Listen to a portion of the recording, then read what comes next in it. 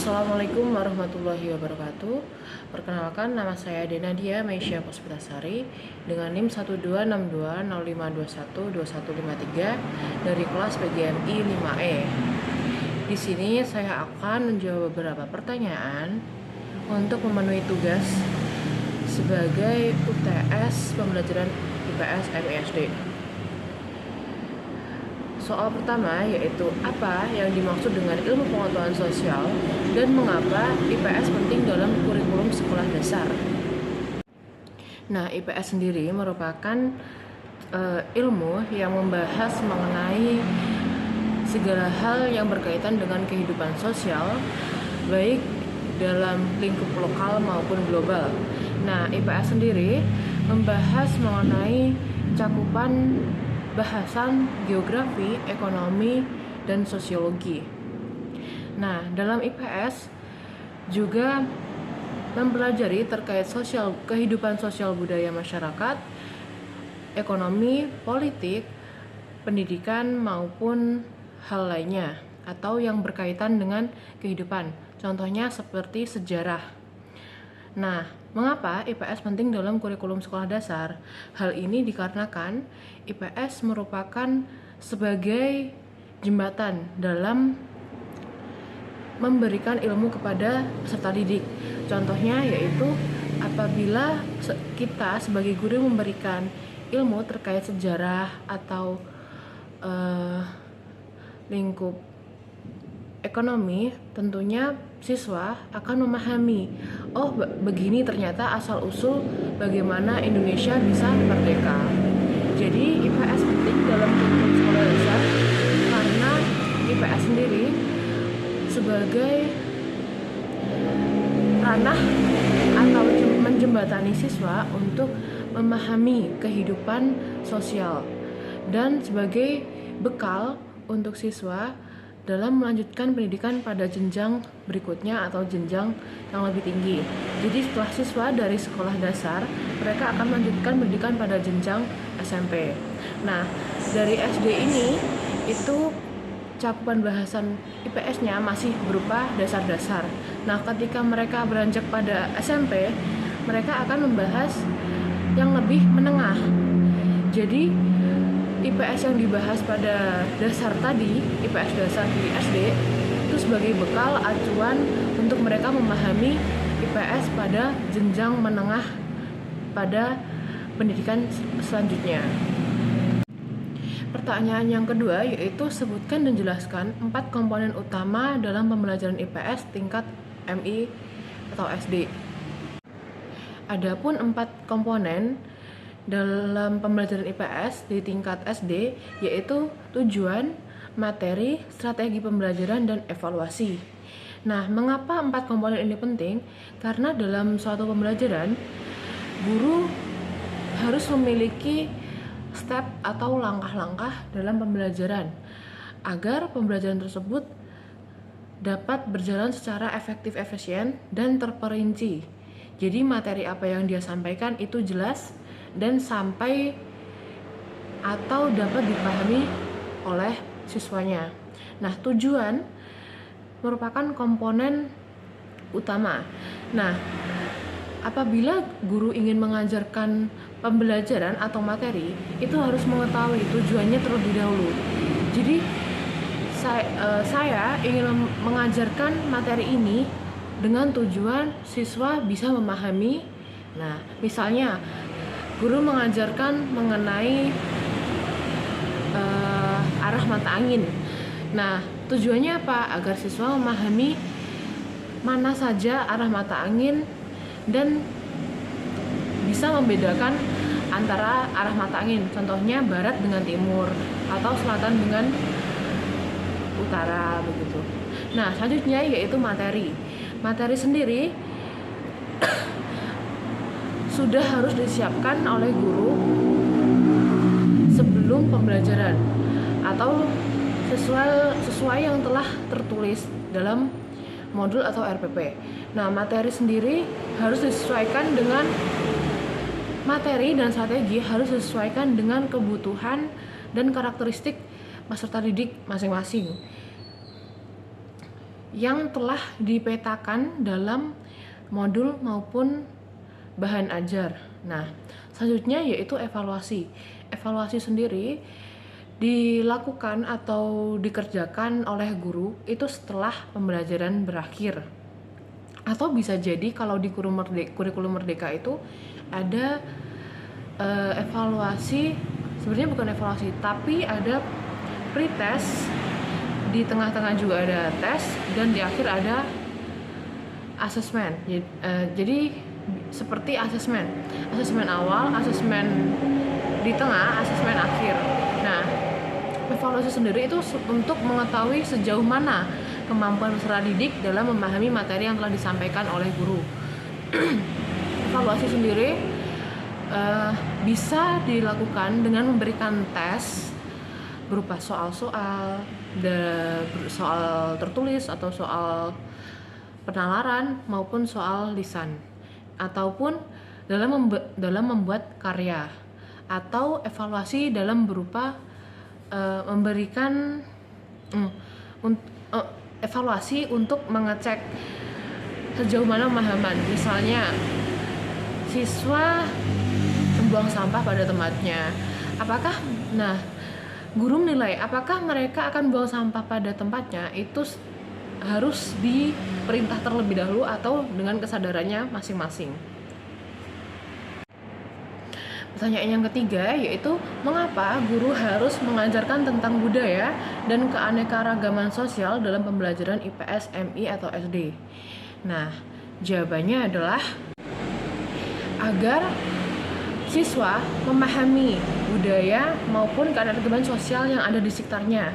Contohnya budaya yang ada di Tulungagung, misalnya reok kendang.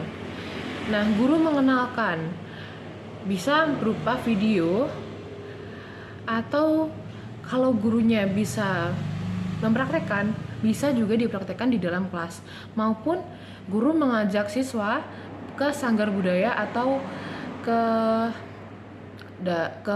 perkumpulan penari reok kendang. Hal ini kenapa? Agar siswa mengetahui bahwa di daerahnya itu memiliki kebudayaan yang khas. Nah, kebudayaan tersebut setelah siswa mengenal, mungkin mereka akan timbul perasaan untuk berarti saya harus melestarikan karena ini budaya daerah saya. Nah, untuk mengajarkan budaya ini itu juga sebagai wadah untuk kita mengenalkan jati diri bangsa, khususnya pada daerah tempat tinggal sekitar kita. Nah, keanekaragaman sosial juga begitu.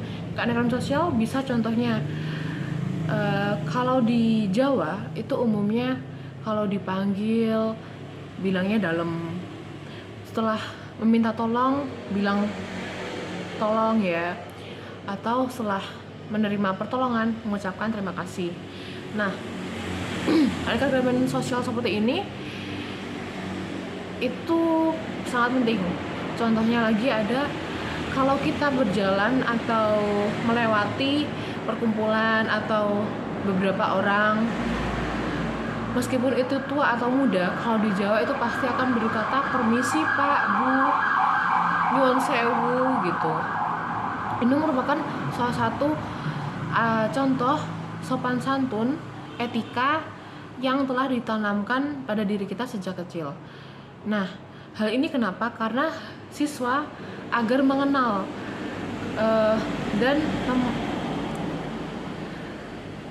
dan melestarikan agar jati diri bangsa tidak luntur. Pertanyaan yang keempat, bagaimana berita dan media sosial dapat mempengaruhi pandangan masyarakat tentang isu-isu politik dan tentang isu-isu sosial dan politik? Nah, berita dan media sosial dapat mempengaruhi pandangan masyarakat tentang isu-isu sosial dan politik karena segala hal saat ini, khususnya di era Society 5.0, itu masyarakat cenderung lebih mudah menerima informasi melalui media atau media daring atau media sosial. Karena apa? Karena kecepatan informasi yang terus berkembang dan terus berubah. Dan ini juga mempengaruhi pandangan masyarakat. Semisal saya di rumah menerima WhatsApp atau informasi notifikasi terkait wah sekarang sedang hujan atau suhu sedang 32 derajat. Nah, teman saya di kecamatan atau di desa lain ternyata tidak sedang hujan. Nah, ini akan mempengaruhi pandangan. Wah, berarti hari ini kuliahnya libur. Saya berpikir begitu. Oh, ternyata tidak. Teman saya tetap masuk kuliah. Dan ternyata memang tetap masuk kuliah. Hal-hal seperti ini tetap mempengaruhi pandangan masyarakat terhadap persepsi atau apa yang dia terima di alat komunikasinya. Nah, termasuk pada isu-isu sosial dan politik. Di media sosial tentunya banyak aktivitas atau ragam kegiatan cuitan terkait kehidupan netizen atau warganet. Nah, netizen sendiri itu adalah orang yang menggunakan internet. Contohnya, ada berita terkait isu politik yang saat ini sedang hangat. Misalnya tentang capres dan cawapres untuk pemilu 2024. Nah, tentunya tiap orang memiliki pandangan atau pendapat masing-masing terkait pemilu 2024 tersebut, seperti capres dan cawapres maupun DPR dan DPR yang akan mencalonkan. Kenapa? Karena informasi itu cepat berubah dan cepat berkembang. Misalnya yang baru ramai itu terkait dulunya itu mahasiswa yang ya kurang lebih suka titip absen, tidak mengerjakan tugas. Nah, ternyata ternyata tahun ini dia akan mencalonkan diri sebagai DPR.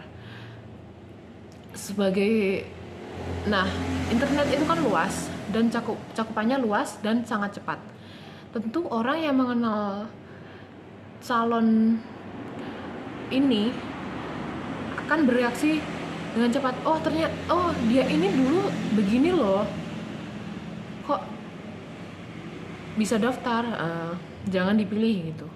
Itu akan mempengaruhi pandangan masyarakat terkait si calon ini. Seperti itu. Dan kita tidak bisa membendung atau mempengaruhi pandangan tiap orang setelah persepsi itu ada. Nah, misalnya tetap ada yang pro atau ada yang kontra, seperti itu. Pertanyaan yang kelima yaitu praktekkan dan analisislah pembelajaran dalam kelas mulai dari pendekatan, strategi, metode, dan teknik. Assalamualaikum warahmatullahi wabarakatuh. Selamat pagi anak-anak. Bagaimana kabarnya hari ini? Alhamdulillah ya, semua kabarnya baik. Nah, sebelum pembelajaran kita mulai, mari kita berdoa terlebih dahulu. Mari mengucapkan basmalah bersama-sama. Bismillahirrahmanirrahim. Nah, siapa hari ini yang tidak masuk? Masuk semua ya? Alhamdulillah. Nah, Ibu ada pertanyaan nih. Kita fokus terlebih dahulu ya. Nah, kalau Ibu bilang A, kalian jawab O. Kalau Ibu jawab O, kalau Ibu bilang O, kalian jawab U. A, U, O. Oke. Nah, pinter banget nih. Nah, selanjutnya kita ke materi nih. Tapi sebelum ke materi, Ibu mau bertanya. Nah, siapa yang pagi ini sudah membantu Ibu dan Ayah? Wah, rata-rata sudah membantu ya. Oke, ditingkatkan kembali ya. Nah, Ibu hari ini akan menjelaskan mengenai hidup rukun di rumah. Nah, anak-anak, kerukunan itu harus kita terapkan di mana saja, di rumah, di sekolah, di lingkungan masyarakat, di lingkungan pertemanan, di dalam kelas maupun di luar kelas, atau saat kita sedang bermain. Nah, kerukunan ini juga akan membentuk suatu siklus kehidupan yang lebih baik. Nah, kalau kita rukun, tentu kalau kita membutuhkan bantuan, orang lain juga akan membantu. Dan akan timbul kerjasama, saling tolong-menolong antar satu sama lain. Nah, Ibu sekarang punya media, ini berupa teks bacaan dan juga gambar. Nah, Ibu akan membagi menjadi beberapa kelompok, yaitu kelompok kecil, masing-masing kelompok, satu kelompok berisi 3-4 orang. Nah, sekarang kita atur ya menjadi 3-4 orang dalam satu kelompok. Nah, sudah semua kan? Sudah dapat kelompoknya masing-masing kan? Nah, ini Ibu akan bagikan medianya pada tiap-tiap kelompok dan silahkan kalian mengamati isi teks bacaan tersebut dan media gambar yang telah Ibu berikan. Oke, sudah semua? Nah, kalau sudah mengamati, silahkan kalian dari tempat duduk kalian, masing-masing kelompok mengangkat tangan dan menjelaskan apa yang telah kalian amati dari teks bacaan dan gambar tersebut.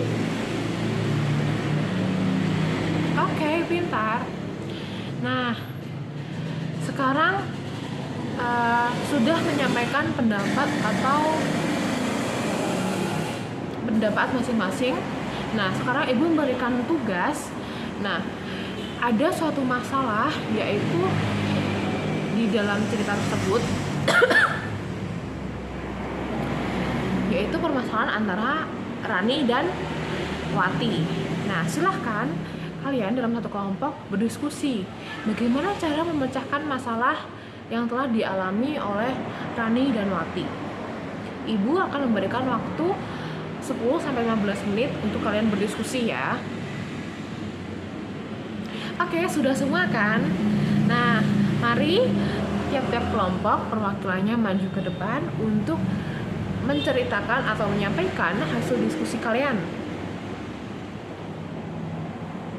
Nah, pintar semua. Nah, adakah yang ingin bertanya terkait materi yang telah kita bahas hari ini? Oh iya, benar sekali. Reno, menurut kamu memang betul kerukunan itu perlu dijaga.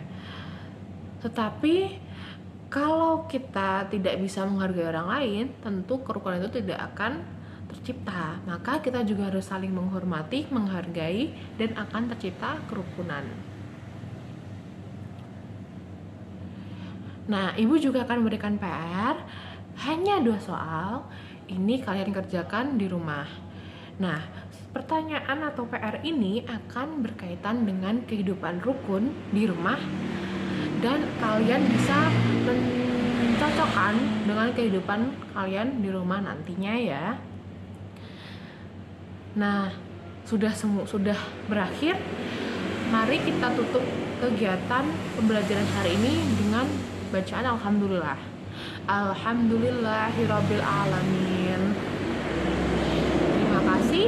Sampai jumpa besok. Wassalamualaikum warahmatullahi wabarakatuh.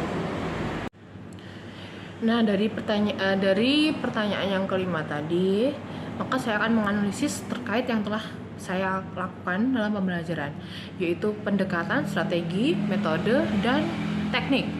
Nah, pendekatan yang saya gunakan yaitu saintifik, yang mana melibatkan siswa secara aktif dalam kegiatan pembelajaran, seperti mereka mengamati, contohnya mengamati teks cerita yang guru berikan dan media gambar yang telah guru berikan. Dan mereka juga mengkomunikasikan hasil pengamatan tadi, yaitu mengamati teks bacaan dan media dengan teman sekelompoknya, kemudian disampaikan hasilnya di forum kelas. Strategi yang saya gunakan yaitu cooperative learning, yang mana saya menggunakan kelompok kecil di dalam kelas untuk berdiskusi sebagai sarana berdiskusi siswa untuk mengkomunikasikan